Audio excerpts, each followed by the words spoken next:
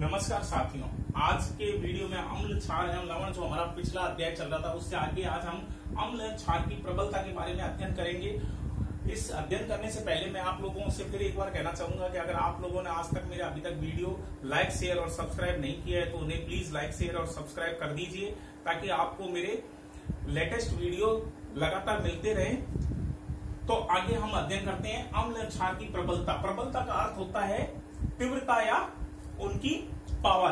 तो अम्ल में आप लोगों को मैंने बताया हुआ है कि अम्ल में H+ आयन होते हैं, क्षार में OH- आयन होते हैं और इसका एक स्केल है जिसे pH स्केल बोलते हैं। उसके द्वारा हम अम्ल व क्षार की प्रबलता या उसकी दुर्बलता के बारे में जानकारी लेते हैं। तो pH स्केल में P का अर्थ हिंदी में होता है पुषांश और इसे पोटेंस बोलते हैं, जो कि एक जर्मन शब्द है, जर्मन भाषा का, जिसका अर्थ होता है पोटेंस का अर्थ शक्ति। मतलब अम्ल व क्षार की शक्ति मापने के लिए जो स्केल लिया जाता है उसे pH स्केल बोलते हैं। तो देखिए, इसके द्वारा आप आसानी से समझ पाएंगे अम्ल व क्षार के बारे में। देखिए, इसे 0 से लेकर 14 तक का नंबर दिए होते हैं। 7 मध्य का है बिंदु, तो इसको ये एकदम उदासीन होता है। अगर किसी का pH 7 होता है तो वो एकदम उदासीन होगा, यानी ना उसमें अम्ल के गुण ना ही उसमें क्षारीय गुण होंगे। अगर 7 से इस तरफ चलते हैं 0 की तरफ तो अम्ल की प्रबलता बढ़ती है, यानी अम्लीय गुणों की प्रबलता बढ़ती है। और 7 से 14 की तरफ चलते हैं तो क्षारीय प्रबलता बढ़ती है। अब इस तरफ बढ़ते हैं तो यानी H+ आयन में वृद्धि होती है 7 से 0 की तरफ, और अगर 7 से 14 की तरफ चलते हैं तो H+ आयन में कमी होती है। तो 7 से 0 की तरफ चलेंगे तो वो उतना ही प्रबल अम्ल कहलाएगा। 1 बहुत ज्यादा अम्लीय होगा, 2 उस थोड़ा कम, 3 और 7 में उदासीन होगा, और 7 से 8, 9, 10, 11, 12 चलेंगे तो वो क्षारीय प्रकृति होगी और उसकी क्षारीय प्रबलता में वृद्धि होगी। आप लोगों को ये इस रेखा के द्वारा समझ में आ गया होगा कि pH की कैसे माप की जाती है। यानी 0 से 7 के मध्य, यानी 7 से के मध्य जो भी है वो अम्लीय कहलाते हैं, और 7 उदासीन होता है, यानी ना ही उसमें अम्लीय गुण होता है ना ही क्षारीय गुण, और 7 से 14 के मध्य pH स्केल होने पर वह क्षारीय प्रकृति का होता है।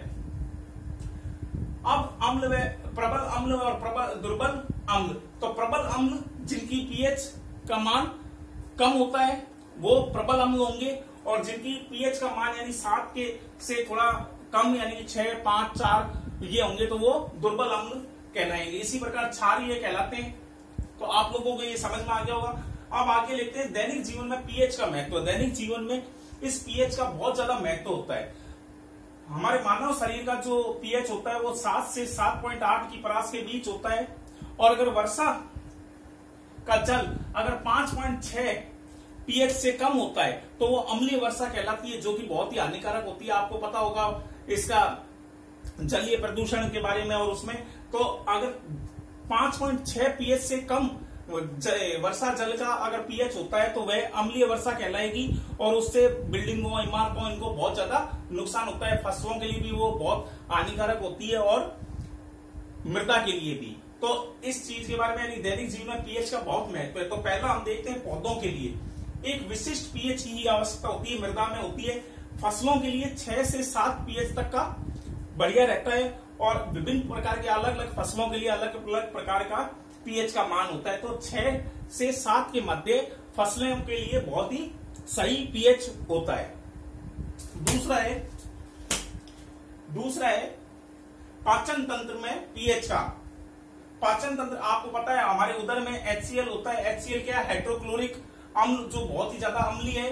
ये पाचन में सहायक होता है। अत्यधिक HCl के स्रावन से हमारे शरीर में क्या हो जाता है? अपच हो जाता है, और अपच होने से जिससे हमारे उदर में जलन में दर्द होने लगता है, इसके लिए एंटी एसिड क्षार का उपयोग किया जाता है। अब मैंने आपको पहले भी बताया था, जब अम्ल और क्षार की आपस में क्रिया होती है तो लवण बन जाता है, और हमें जो अपच है उससे क्या मिल जाती है? राहत मिल जाती है, क्योंकि एंटी एसिड यानी बहुत ज्यादा एसिड बन जाता है हमारे उदर में, जिसे न्यूट्रलाइज करने के लिए एंटी एसिड क्षार का उपयोग किया जाता है, जिससे हमारी जलन और अपच की समस्या समाप्त हो जाती है। तीसरा है दंत क्षय, मतलब दांतों का गलना। 5.5 pH से कम में दांतों का एनिमल जो होता है, जो कैल्शियम फास्फेट से बना होता है, जो कि सबसे कठोर हमारे शरीर का भाग होता है। दांत ये कैल्शियम फास्फेट से बना होता है। इसके कारण क्या होता है, ये बहुत ही मजबूत है।